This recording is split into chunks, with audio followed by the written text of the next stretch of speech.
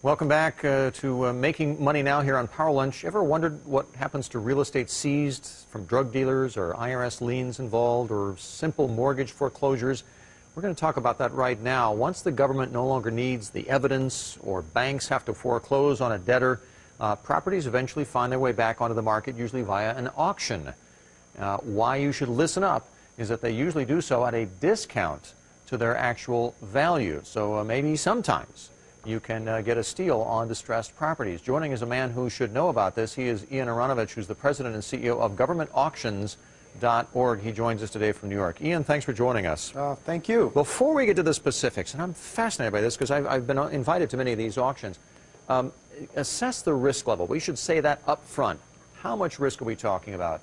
Well, the risk is always what you make it. If you do your due diligence properly and if you research the value of what you're buying, you're going to go about it in a much smarter way, and you're probably going to lessen your risk. There's no clear way to say that there's a 20–30% risk. I think it differs with every particular situation, and surely there is a risk, especially if you don't use your head. The two kinds of auctions. One, the government auctions. Tell me about those.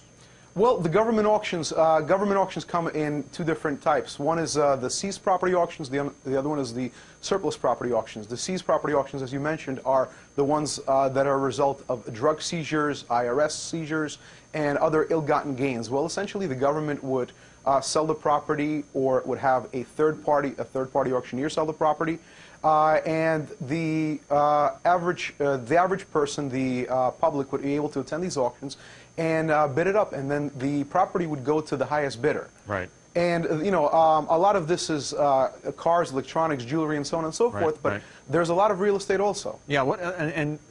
In that regard, the other kind you can go to, the foreclosures. Tell me about those. Well, with regard to foreclosures, those are actually private. That's when usually the bank is involved, or some kind of a lender, right? Well, yeah, the bank or some kind of lender, or some kind of lender insurance agency is involved. And what happens there is the bank forecloses based on a contract that you signed with it when you essentially put your mortgage together.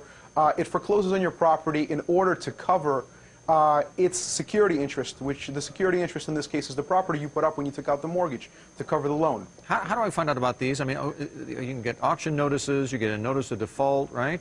Well, yeah, there's a bunch of different ways that you can find out about it. The two most common ones are, a lot of times these auction sales and foreclosure sales are advertised in the legal journals, in your local papers, and so on and so forth, because there are statutory requirements that make the bank or the trustee advertise these particular auctions for anywhere between 3 to 5 weeks before the actual sale takes place. Right. The other thing you can do is, obviously, you can go to places that aggregate the information, such as we do, and we're at GovernmentAuctions.org. And there's the website right there. Right. Now, let me ask you, this I found fascinating. You can, if you choose to, when you find out about a particular property, you can go to the owner before the auction and try and cut a private deal to begin with, yes? Well, yeah, there are 3 stages in a foreclosure during which you can actually buy the property at a discount. And the first one, as you said, is approaching the owner. And this is once the notice of default is served by the bank. It is also recorded with the local recording office or the town clerk.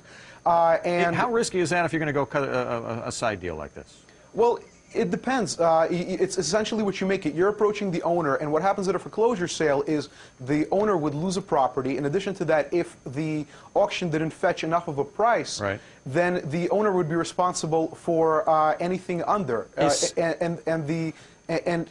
Basically, the bank can go after him for a deficiency judgment. Especially if you go to auctions, sometimes on these foreclosure auctions, the lender is the first bidder, right? Well, yeah, in all of these auctions, essentially, the lender will be the first bidder because the lender has what you call a lien on the property, and it'll put up its lien right off the bat in a credit bid, so as to, first of all, to keep the price, the bidding price above it, and second of all, if no one else bids, the lender will simply take it off their hands and put up its lien instead. Obviously, we're not going to cover it all, but it is something that you absolutely must know all the variables before you get into something like this. But it is fascinating. It could be a way to make money as well. And if you go to one of these aggregate websites like GovernmentAuctions.org, That's probably a pretty good place to start there. Ian, thanks for joining us today. Thank you very much. Ian Aronovich, President and CEO of GovernmentAuctions.org. You can check out that website, as we said, for more information.